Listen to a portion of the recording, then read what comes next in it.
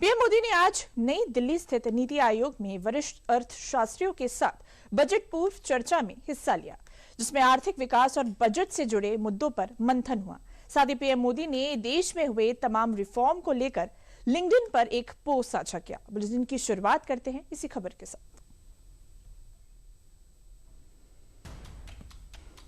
किसी भी देश के विकास में बजट केवल आय व्यय का लेखा जोखा नहीं, बल्कि सरकार की प्राथमिकताओं और भविष्य की नीतियों का सबसे महत्वपूर्ण दस्तावेज होता है।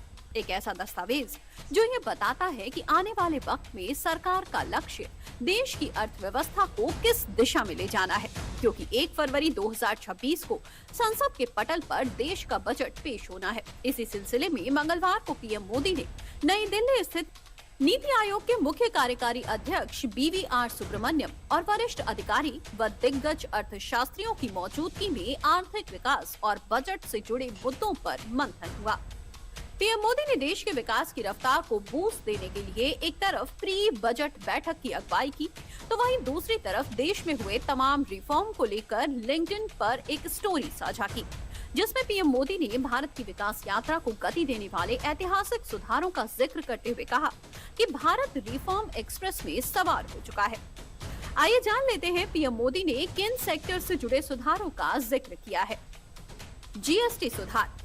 जीएसटी को अब सरल बनाकर मुख्य रूप से 5% और 18% के 2 स्लैब सिस्टम में ढाल दिया गया है। मध्यम वर्ग के लिए अभूतपूर्व राहत। नए कानून के तहत सालाना 12 लाख रुपए तक की कमाई करने वाले लोगों को कोई टैक्स नहीं देना होगा। लघु एवं मध्यम व्यवसायों को बढ़ावा।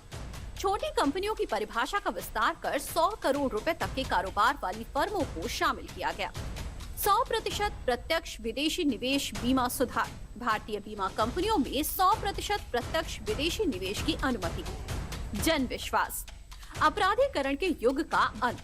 सैकड़ों अप्रचलित कानूनों को रद्द कर दिया गया है। ऐतिहासिक श्रम सुधार।